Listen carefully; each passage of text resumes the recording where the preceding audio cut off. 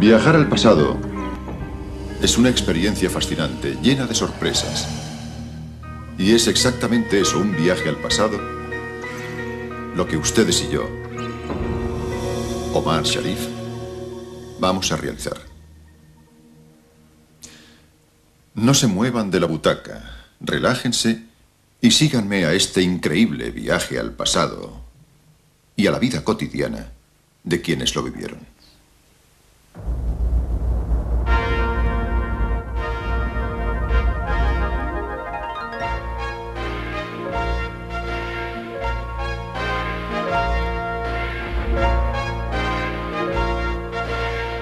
Los grandes descubrimientos de la arqueología.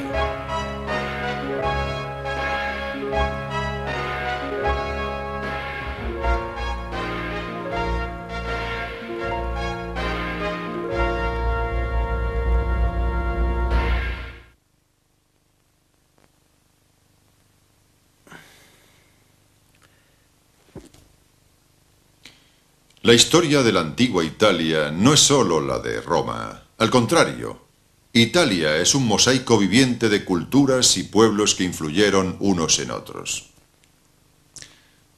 Ahí es donde reside su fascinación.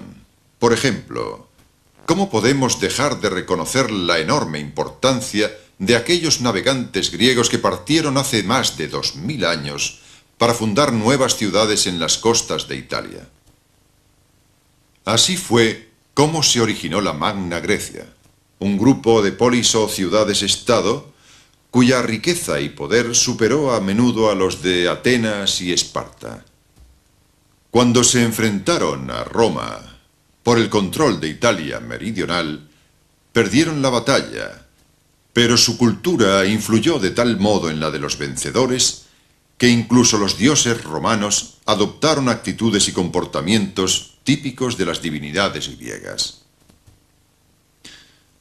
Hoy, en esta etapa del viaje a la antigüedad, visitaremos Paestum y la zona de los Campos Flegreos, lugares en los que el encuentro de griegos, romanos y otros pueblos itálicos dieron vida a una civilización que ha dejado maravillosas huellas de su pasado.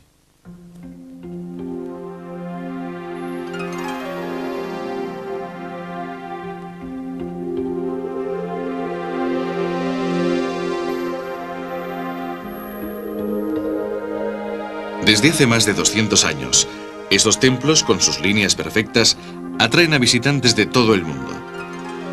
Paestum era una de las metas más fascinantes del mítico Grand Tour, el itinerario que entre los siglos XVIII y XIX llevó hasta Italia en una especie de peregrinación en busca de la belleza a personajes como el esteta Winckelmann o los poetas Goethe y Shelley.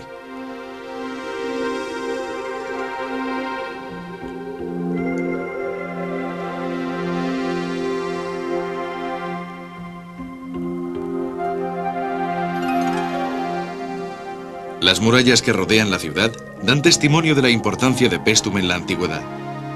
Su longitud era de casi 5 kilómetros, su altura de 15 metros y su grosor oscilaba entre los 5 y los 7 metros. Están construidas con la dura piedra del lugar, la arenisca. Porta Sirena era uno de los accesos a la ciudad. Por aquí pasaban el aceite y el trigo, cuyo comercio era la base de la riqueza de la ciudad.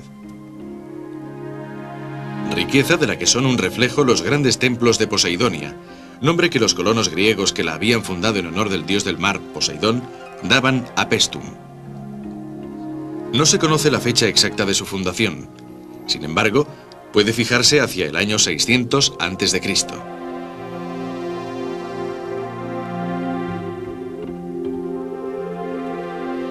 La basílica es el templo más antiguo y estaba consagrado a Hera, diosa de la maternidad y la fecundidad.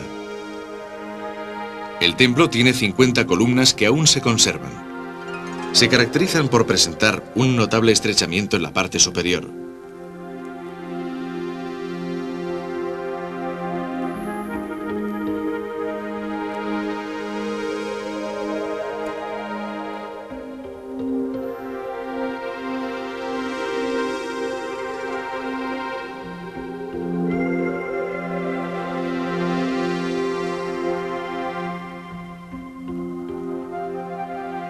Unos 100 años después de edificar la basílica, los habitantes de Paestum construyeron cerca de ella el templo de Poseidón, también dedicado como el resto del recinto a la diosa Hera, la Juno de los romanos, muy venerada en toda la zona.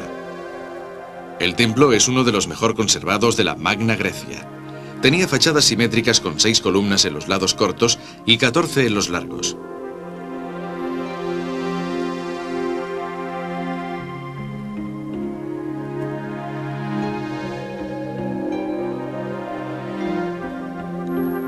Para los habitantes de Paestum, el área sagrada debía presentar un aspecto más o menos así. Otro gran templo de la ciudad es el de Ceres, diosa del campo, construido casi 500 años antes del nacimiento de Cristo. En realidad, estaba dedicado a la diosa Atenea, nacida de la frente de Zeus, personificación de la astucia y la sabiduría. La particularidad de este templo es que los capiteles y las columnas de la cela son jónicos, mientras que la columnata exterior es de orden dórico. Es el primer ejemplo conocido de uso en el mismo edificio de 2 órdenes arquitectónicos distintos. Durante la Edad Media fue transformado en iglesia cristiana, tal como demuestran las tumbas que se han encontrado en el interior del edificio. Conocemos bastante bien estos monumentos de Paestum, en los que se desarrollaba la vida religiosa y política de la ciudad, pero sabemos muy poco de la vida cotidiana de sus habitantes. Los escasos restos descubiertos nos muestran una ciudad en la que convivía una estructura de tipo griego más antigua con la de la época romana.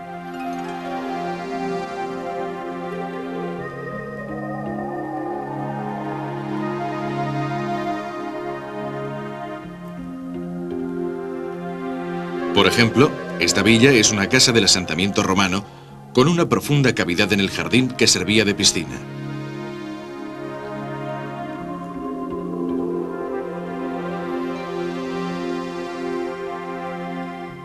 En la zona del foro se encuentra el denominado Templo Itálico, el primer templo que construyeron los romanos después del año 273 a.C., cuando Paestum cayó bajo su dominio.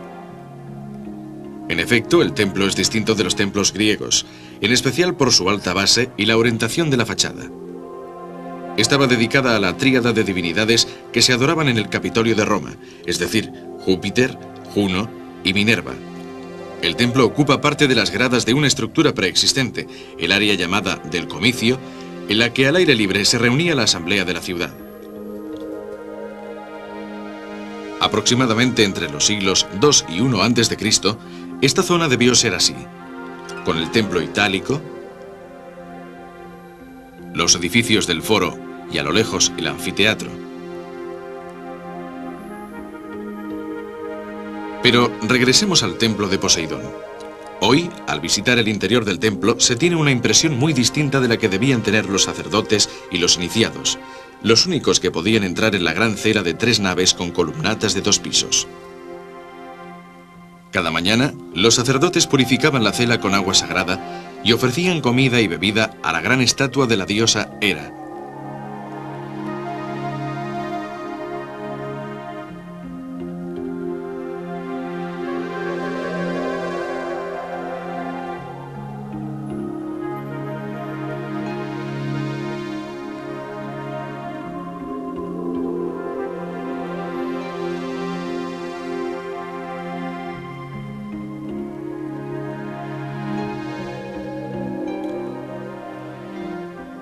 Pero intentemos ver qué aspecto debía tener la cela del templo.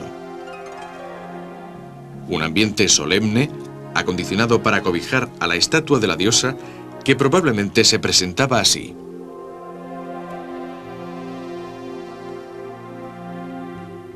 Y es cierto, todo el ambiente parece haber sido pensado para inspirar temor y recordarnos el poder de esta divinidad.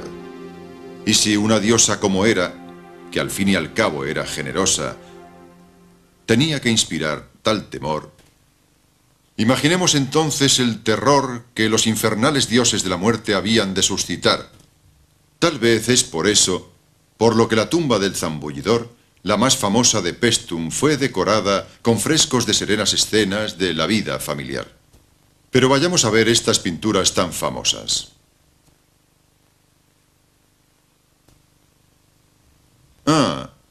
Por cierto, Estos colores que ven son auténticos. En la antigüedad todas las estatuas estaban pintadas, y la estatua de Hera también lo estaba.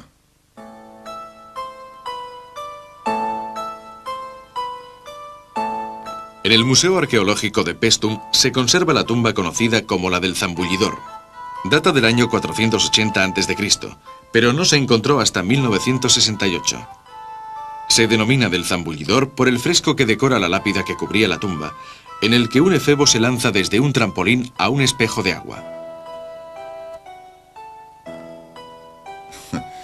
Aunque ya debería estar acostumbrado, aún siento una extraña sensación al entrar en el mundo creado por un fresco. Pero este caso es particularmente excitante, ya que estoy en el único ejemplo conocido de tumba griega con frescos. Y ya que estamos aquí, veámoslos más de cerca.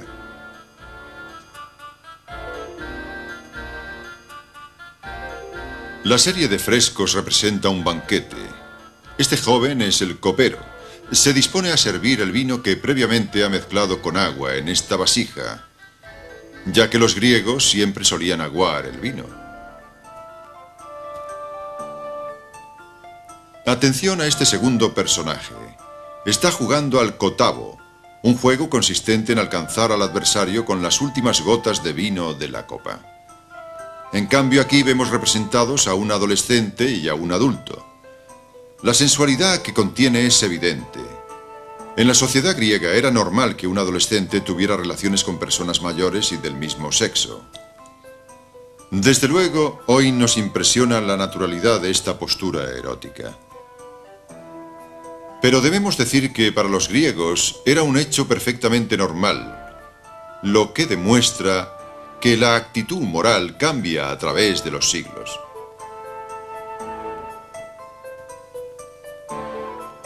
Estos personajes, en cambio, se dedican a otras cosas como charlar, tocar instrumentos y cantar. Una actividad que no podía faltar en un banquete griego era improvisar versos o recitar poesías acompañándose de un instrumento musical.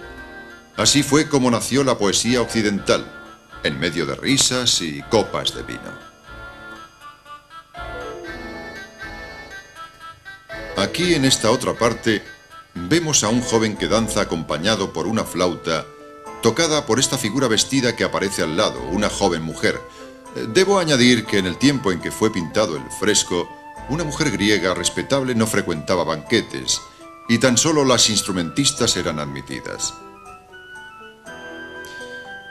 El viaje a través de la antigüedad nos conduce ahora a otra zona de Italia, a unos pocos centenares de kilómetros de Paestum.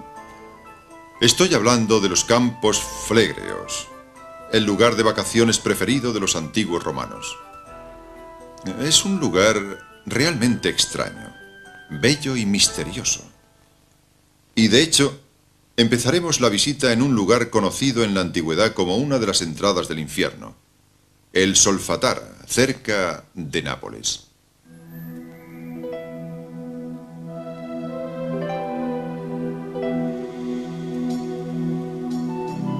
La Solfatara es el cráter más conocido de los Campos Flegreos. Desde hace 2000 años, esta impresionante Solfatara presenta los mismos fenómenos que hoy podemos observar. Lagos de barro ardiente.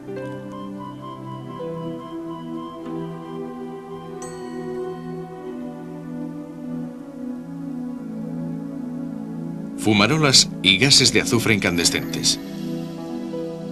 El mito de la Solfatara es muy antiguo. Para los griegos todo comenzó con los gigantes que quisieron escalar el Olimpo para expulsar de él a los dioses.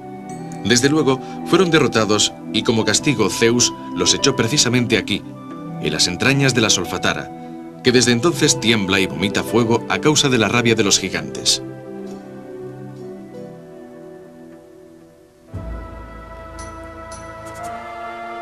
Otra zona, lugar de antiquísimos mitos relacionados con el mundo de los infiernos, es la del lago de Averno. Aquí Virgilio condujo a Eneas hasta la Sibila en busca de la sombra de su padre, Anquises. Pero ni mitos ni supersticiones impidieron a Marco Agripa, uno de los generales del emperador romano Augusto, desforestar el bosque sagrado y construir un importante puerto militar, el Portus Julius, uniendo el lago Averno con el mar.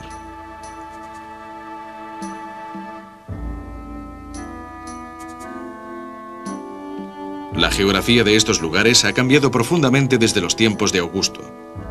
No tan solo por la intervención del hombre, sino sobre todo por la erupción que en 1538 y en pocos días hizo surgir un pequeño volcán, el Monte Nuovo.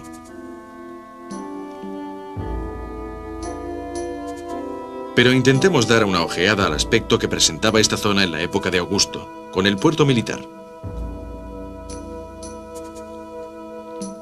Con la caída del Imperio Romano, la zona se degradó rápidamente, convirtiéndose en un área pantanosa, sembrada de ruinas.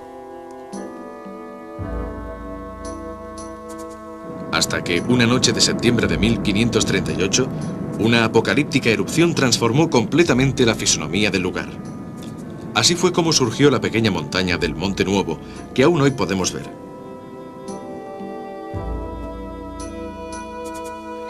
De todos los edificios de la zona, hoy quedan tan solo algunas ruinas.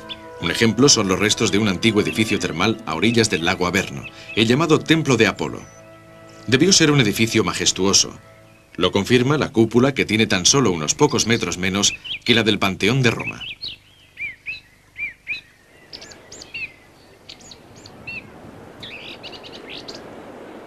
En la pequeña playa de Bacoli, que hoy es, como en la antigüedad, una localidad balnearia, surgen los restos del llamado Sepulcro de Agripina, la madre del emperador Nerón, asesinada por orden de su hijo en su villa, situada a poca distancia de aquí. Sin embargo, este edificio no es una tumba como se creía, sino el teatro de una gran villa marítima, una de tantas de las que en el período imperial eran lugar de esparcimiento de la nobleza romana.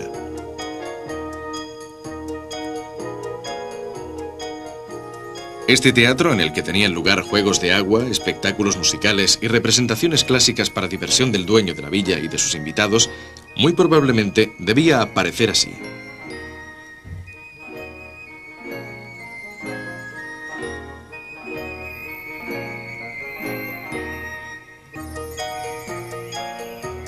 Otra zona muy frecuentada era Baia, un gran complejo residencial donde había villas, termas, parques y jardines. Todo estaba pensado para hacer agradables las vacaciones de los romanos más ricos. Romanos como Lúculo y Pompeyo, y más tarde los mismísimos emperadores desde César hasta Adriano.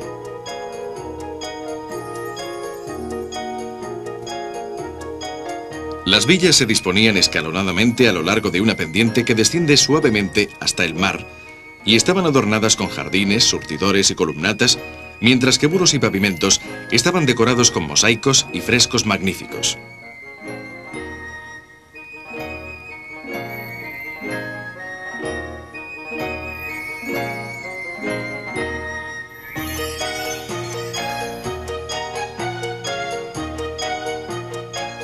En Baia había numerosas termas que con el paso del tiempo se hicieron cada vez más lujosas. Uno de los recintos termales más frecuentado era el llamado Templo de Mercurio. Es la construcción con cúpula más antigua de toda la región Flegrea. Data de finales de la era republicana, es decir, del siglo I a.C. Era una gran natatio, o sea, una piscina cubierta alimentada directamente por una fuente.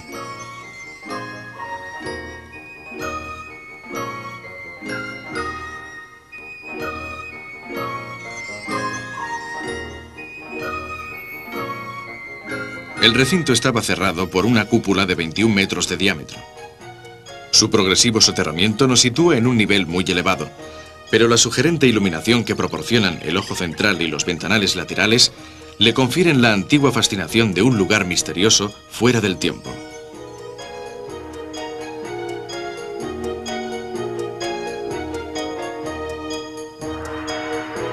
Otro grandioso recinto termal era el Templo de Venus, un majestuoso edificio que hoy se alza muy cerca del mar, pero que antiguamente llegó a distar más de 300 metros del agua.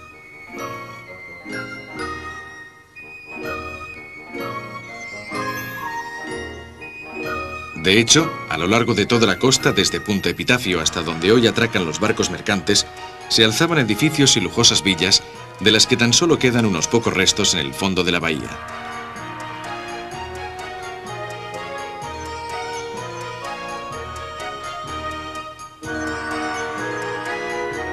Esta zona, hace unos 1600 años, debía de tener un aspecto así. Con casas y edificios adosados al gran complejo termal, y a lo lejos, sobre la colina, una gran villa que al parecer perteneció a Julio César.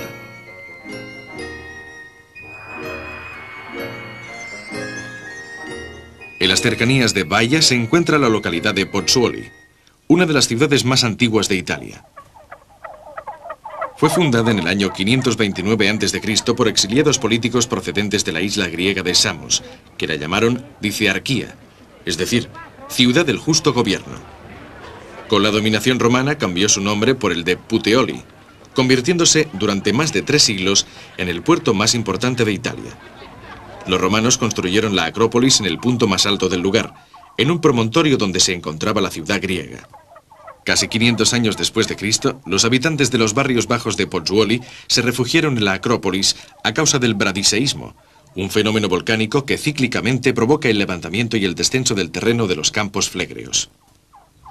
Así fue como nació el barrio de Tepra, un núcleo medieval hoy deshabitado que aún conserva las huellas de la ciudad romana. Estos son los espectaculares restos del templo en que se veneraba a los dioses tutelares de Roma, es decir, Júpiter, Juno y Minerva. El templo se construyó en la época de la fundación de la colonia romana y fue reconstruido en mármol en tiempos del emperador Augusto. Parece ser que también tenía alguna conexión con el culto a Apolo, el dios protector de la ciudad.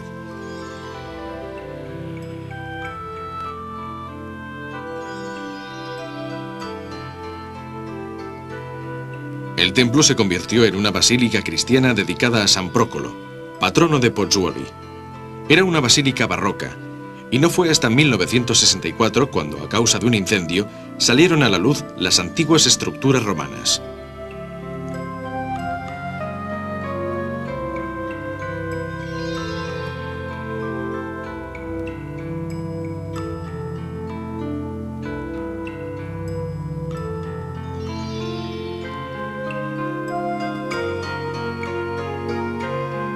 Pozzuoli era una ciudad muy rica y populosa. Por ello, no es extraño que poseyera un gran anfiteatro con capacidad para 20.000 personas, el tercero de Italia en dimensiones después del Coliseo de Roma y la Arena de Capua. Su construcción se inició por orden del emperador Nerón y concluyó en época de Vespasiano.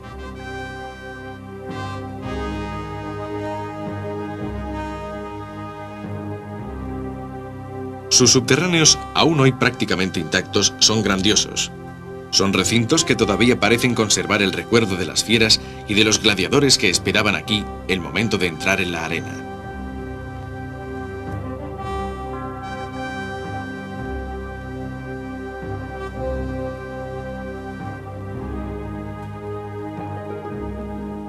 Durante toda la antigüedad, el barrio más importante de Pozzuoli fue el del puerto, donde estaba la zona comercial a la que llegaban mercancías de todo el mundo.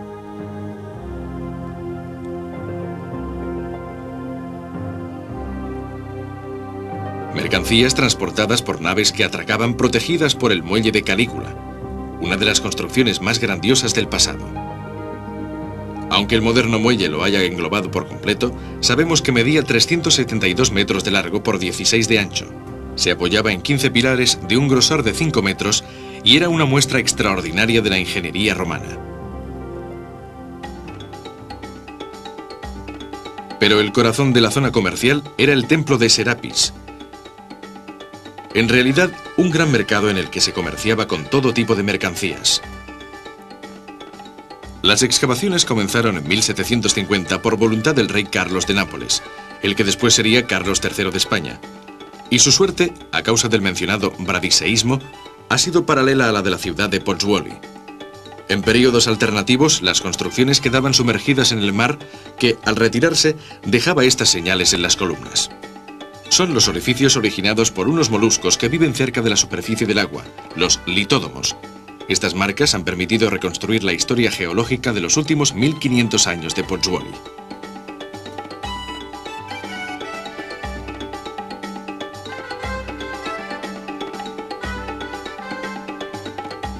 Este mercado era un gran edificio rectangular que se extendía sobre una superficie de 4.300 metros cuadrados.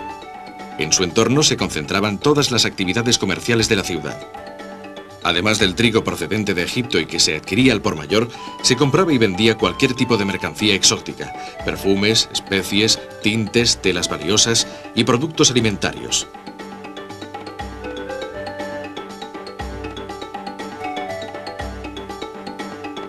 Pero intentemos adivinar cómo debía ser en el siglo II después de Cristo.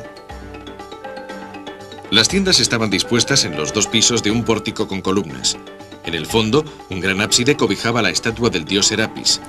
En el centro, el tolos, pequeña construcción rodeada de columnas y probablemente descubierta, en la que tenían lugar los ritos religiosos en honor de Serapis.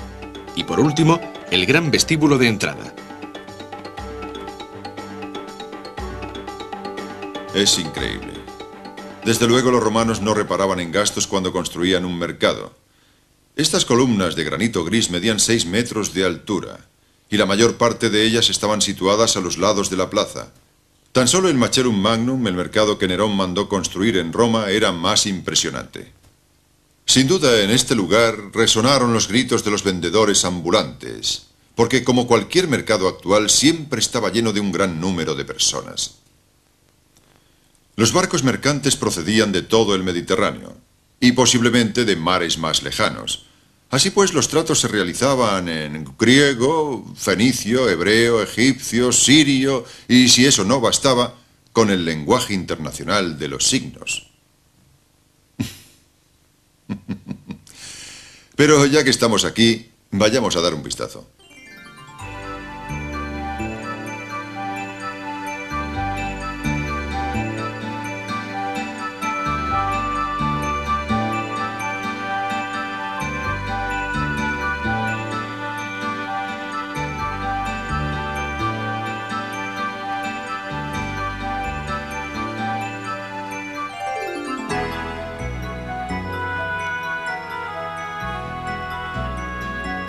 Como les decía, a lo largo de estos pasillos, tanto en el primero como en el segundo piso, se hallaban las entradas a las tiendas del mercado. Pero los productos no estaban dispuestos ordenadamente y se tenía que revolver entre las cosas para encontrar lo que se buscaba, más o menos como en un bazar de hoy en día. Pero para mí, y quizás también para ustedes, la parte más interesante está aquí, justo ante nosotros, con la estatua del dios, el protector del mercado.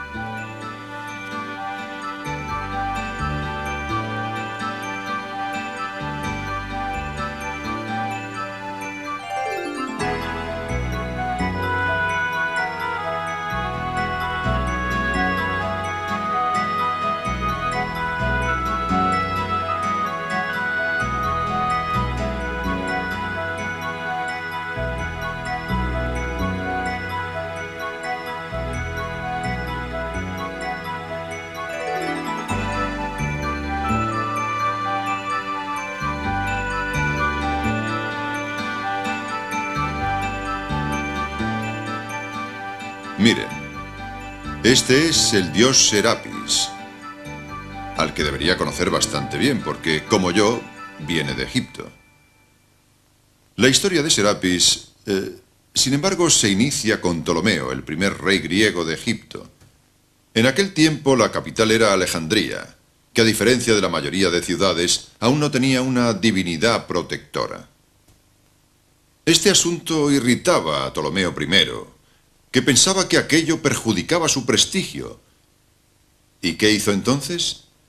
Mezclando sin orden elementos egipcios con elementos griegos, creó a Serapis, un dios para todas las estaciones, un poco curandero y un poco profeta. Sin embargo, Serapis no consiguió muchos seguidores en Egipto, mientras que más lejos, en Roma y aquí en Pozzuoli, se hizo muy popular. Piensen tan solo que ya en el año 150 a.C. era venerado en esta ciudad, y que en Roma tenía un gran templo en el campo de Marte. Y así con la historia de Serapis, ejemplo de la naturaleza cosmopolita del mundo romano con tendencia a integrar las culturas de todos los pueblos del imperio, concluye este episodio. Espero que haya sido una experiencia interesante y confío en que me sigan en la siguiente etapa de nuestro viaje por las maravillas de la antigüedad. Volveremos de nuevo a Italia y encontraremos a los misteriosos etruscos, cuyo origen se desconoce aún. Hasta pronto.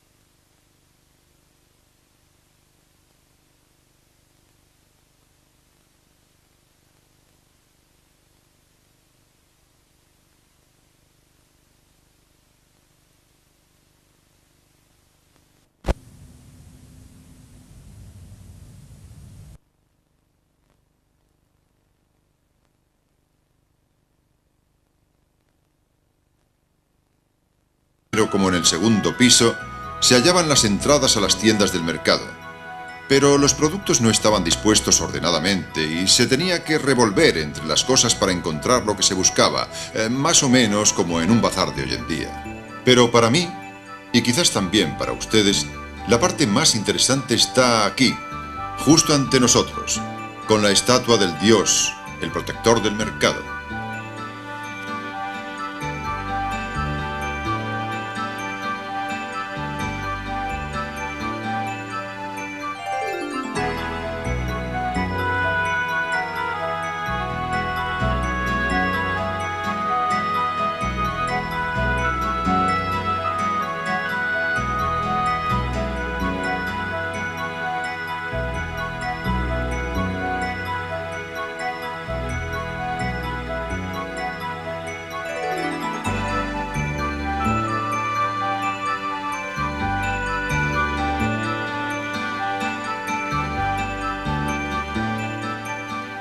Miren, este es el dios Serapis, al que debería conocer bastante bien, porque, como yo, viene de Egipto.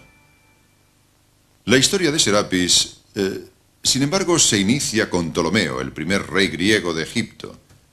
En aquel tiempo la capital era Alejandría, que a diferencia de la mayoría de ciudades, aún no tenía una divinidad protectora.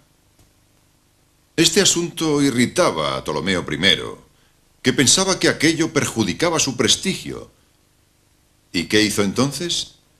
Mezclando sin orden elementos egipcios con elementos griegos, creó a Serapis, un dios para todas las estaciones, un poco curandero y un poco profeta.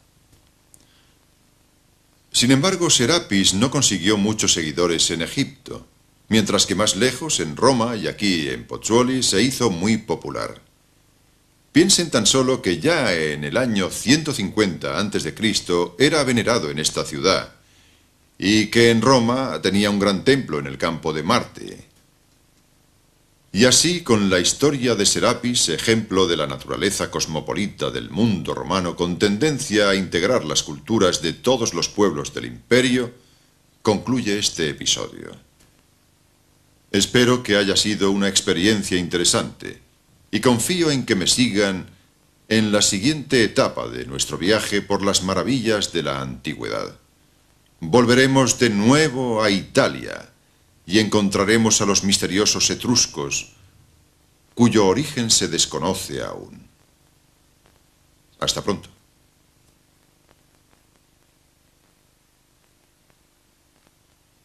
Las entradas del infierno. El Solfatara, cerca de Nápoles.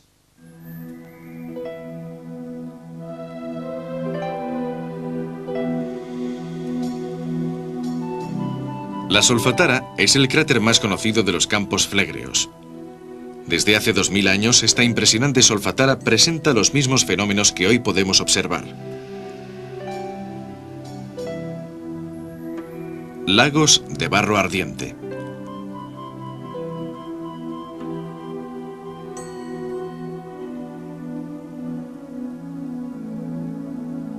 Fumarolas y gases de azufre incandescentes.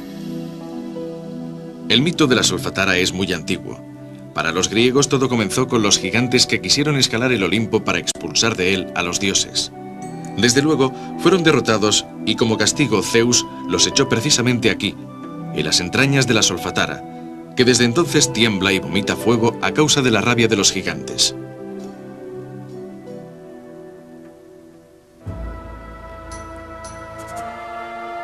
Otra zona, lugar de antiquísimos mitos relacionados con el mundo de los infiernos, es la del lago de Averno.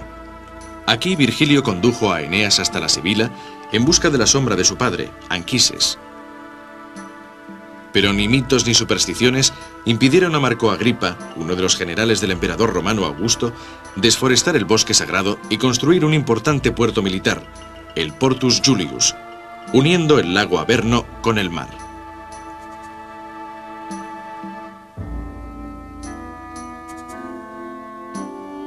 La geografía de estos lugares ha cambiado profundamente desde los tiempos de Augusto. No tan solo por la intervención del hombre, sino sobre todo por la erupción que en 1538 y en pocos días hizo surgir un pequeño volcán, el Monte Nuovo.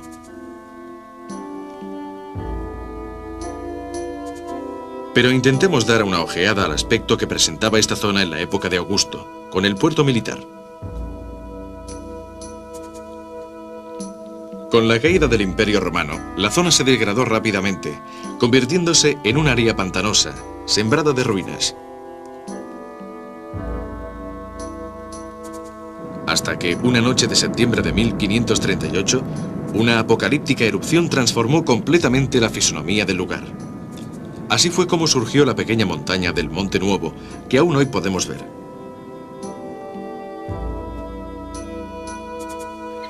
De todos los edificios de la zona, hoy quedan tan solo algunas ruinas. Un ejemplo son los restos de un antiguo edificio termal a orillas del lago Averno, el llamado Templo de Apolo. Debió ser un edificio majestuoso. Lo confirma la cúpula, que tiene tan solo unos pocos metros menos que la del Panteón.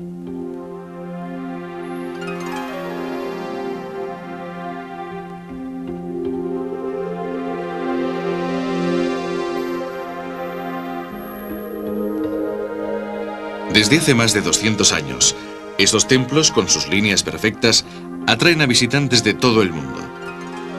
Paestum era una de las metas más fascinantes del mítico Grand Tour, el itinerario que entre los siglos XVIII y XIX llevó hasta Italia en una especie de peregrinación en busca de la belleza a personajes como el esteta Winckelmann o los poetas Goethe y Schiller.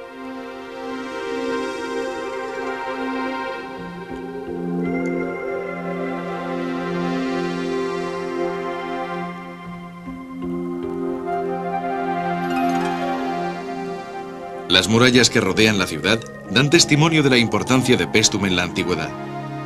Su longitud era de casi 5 kilómetros, su altura de 15 metros y su grosor oscilaba entre los 5 y los 7 metros. Están construidas con la dura piedra del lugar, la arenisca. Porta Sirena era uno de los accesos a la ciudad. Por aquí pasaban el aceite y el trigo, cuyo comercio era la base de la riqueza de la ciudad. Riqueza de la que son un reflejo los grandes templos de Poseidonia, nombre que los colonos griegos que la habían fundado en honor del dios del mar, Poseidón, daban a Paestum. No se conoce la fecha exacta de su fundación. Sin embargo, puede fijarse hacia el año 600 a.C.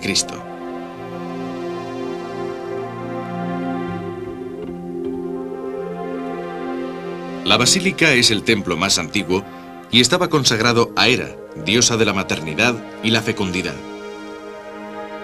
El templo tiene 50 columnas que aún se conservan. Se caracterizan por presentar un notable estrechamiento en la parte superior.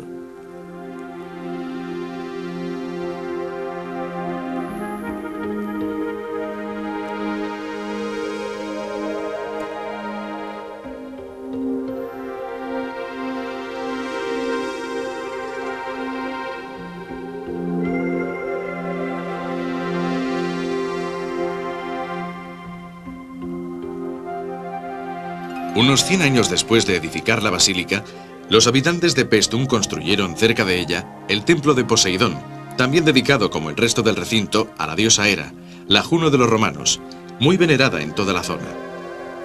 El templo es uno de los mejor conservados de la Magna Grecia. Tenía fachadas simétricas con 6 columnas en los lados cortos y 14 en los largos.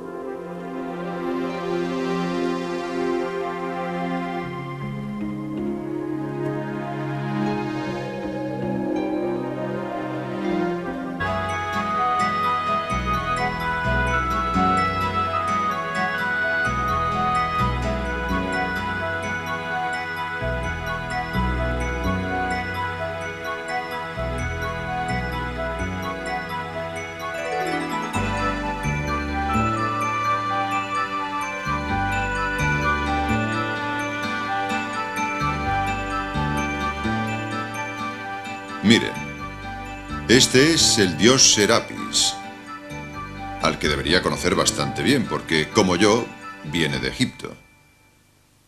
La historia de Serapis, sin embargo, se inicia con Ptolomeo, el primer rey griego de Egipto. En aquel tiempo la capital era Alejandría, que a diferencia de la mayoría de ciudades, aún no tenía una divinidad protectora. Este asunto irritaba a Ptolomeo I, que pensaba que aquello perjudicaba su prestigio. ¿Y qué hizo entonces? Mezclando sin orden elementos egipcios con elementos griegos, creó a Serapis, un dios para todas las estaciones, un poco curandero y un poco profeta. Sin embargo, Serapis no consiguió muchos seguidores en Egipto, mientras que más lejos, en Roma y aquí en Pozzuoli, se hizo muy popular. Piensen tan solo que ya en el año 150 a.C. era venerado en esta ciudad, y que en Roma tenía un gran templo en el campo de Marte.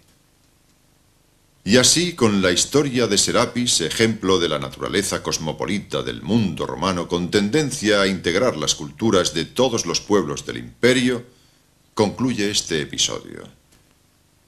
Espero que haya sido una experiencia interesante, y confío en que me sigan en la siguiente etapa de nuestro viaje por las maravillas de la antigüedad. Volveremos de nuevo a Italia y encontraremos a los misteriosos etruscos, cuyo origen se desconoce aún. Hasta pronto.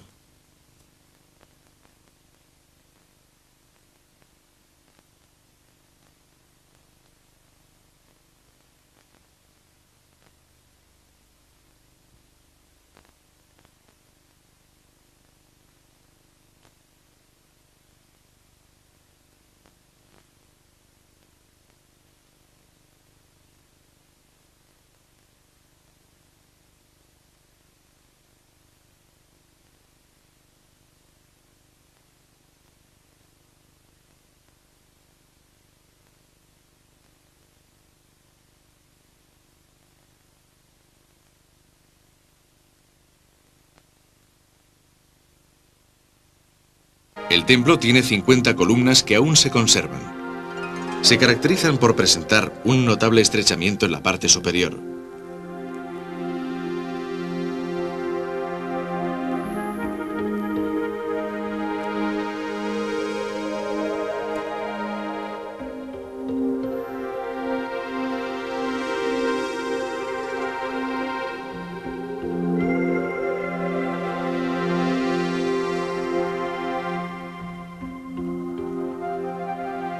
Unos 100 años después de edificar la basílica, los habitantes de Paestum construyeron cerca de ella el templo de Poseidón, también dedicado como el resto del recinto a la diosa Hera, la Juno de los romanos, muy venerada en toda la zona.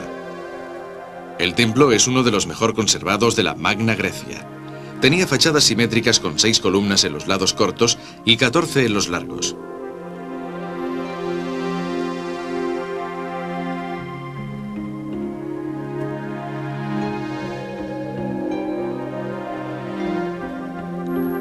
Para los habitantes de Paestum, el área sagrada debía presentar un aspecto más o menos así.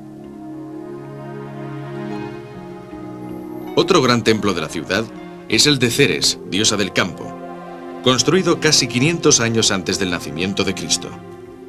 En realidad, estaba dedicado a la diosa Atenea, nacida de la frente de Zeus, personificación de la astucia y la sabiduría. La particularidad de este templo es que los capiteles y las columnas de la cela son jónicos, mientras que la columnata exterior es de orden dórico. Es el primer ejemplo conocido de uso en el mismo edificio de dos órdenes arquitectónicos distintos. Durante la Edad Media fue transformado en iglesia cristiana, tal como demuestran las tumbas que se han encontrado en el interior del edificio. Conocemos bastante bien estos monumentos de Paestum, en los que se desarrollaba la vida religiosa y política de la ciudad, pero sabemos muy poco de la vida cotidiana de sus habitantes. Los escasos restos descubiertos nos muestran una ciudad en la que convivía una estructura de tipo griego más antigua con la de la época romana.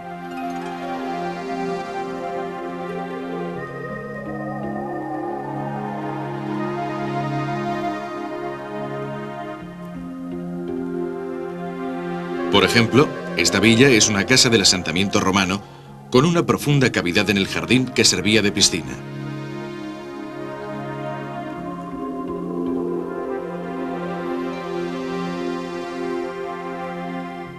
En la zona del foro se encuentra el denominado Templo Itálico, el primer templo que construyeron los romanos después del año 273 a.C., cuando Paestum cayó bajo su dominio.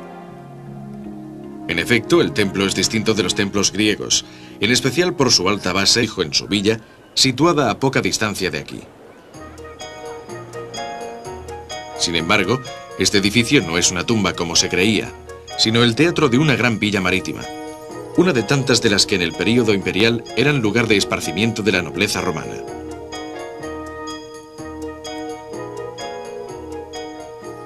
Este teatro, en el que tenían lugar juegos de agua, espectáculos musicales y representaciones clásicas para diversión del dueño de la villa y de sus invitados, muy probablemente debía aparecer así.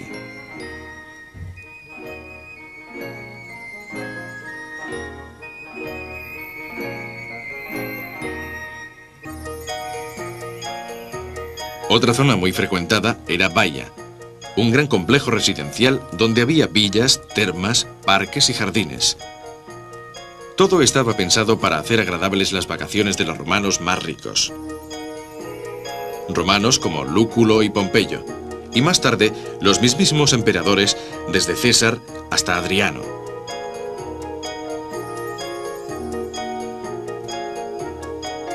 Las villas se disponían escalonadamente a lo largo de una pendiente que desciende suavemente hasta el mar, y estaban adornadas con jardines, surtidores y columnatas, mientras que muros y pavimentos estaban decorados con mosaicos y frescos magníficos.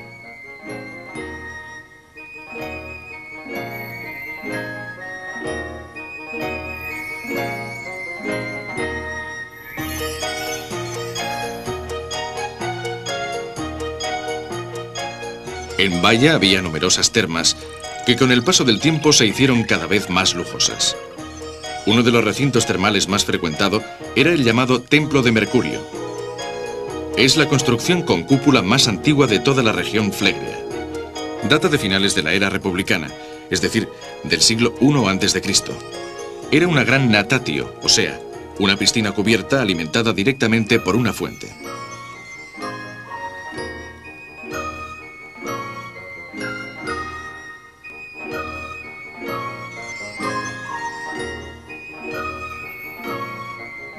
El recinto estaba cerrado por una cúpula de 21 metros de diámetro. Su progresivo soterramiento nos sitúa en un nivel muy elevado, pero la sugerente iluminación que proporcionan el ojo central y los ventanales laterales le confieren la antigua fascinación de un lugar misterioso fuera del tiempo.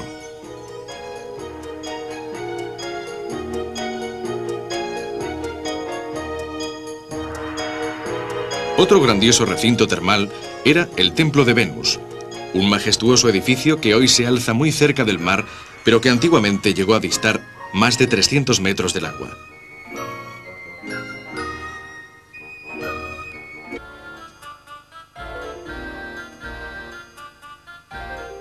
La serie de frescos representa un banquete. Este joven es el copero. Se dispone a servir el vino que previamente ha mezclado con agua en esta vasija, ya que los griegos siempre solían aguar el vino. Atención a este segundo personaje. Está jugando al kotabo, un juego consistente en alcanzar al adversario con las últimas gotas de vino de la copa. En cambio, aquí vemos representados a un adolescente y a un adulto. La sensualidad que contiene es evidente. En la sociedad griega era normal que un adolescente tuviera relaciones con personas mayores y del mismo sexo. Desde luego, hoy nos impresiona la naturalidad de esta postura erótica. Pero debemos decir que para los griegos era un hecho perfectamente normal, lo que demuestra que la actitud moral cambia a través de los siglos.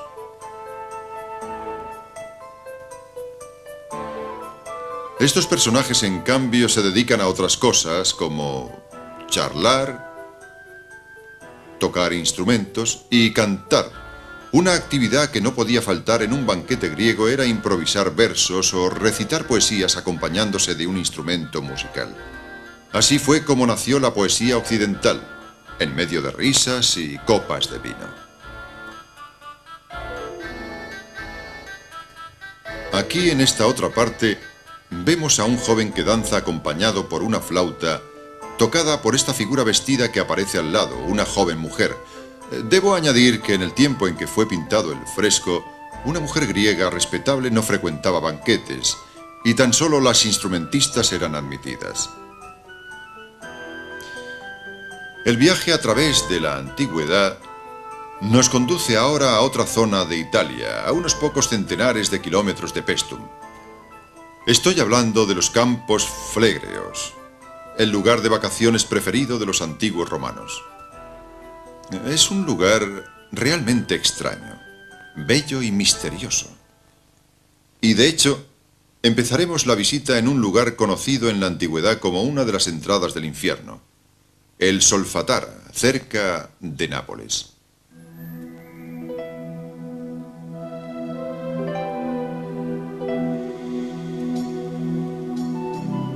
La Solfatara es el cráter más conocido de los Campos Flegreos. Desde hace 2000 años, esta impresionante Solfatara presenta los mismos fenómenos que hoy podemos observar. Lagos de barro ardiente.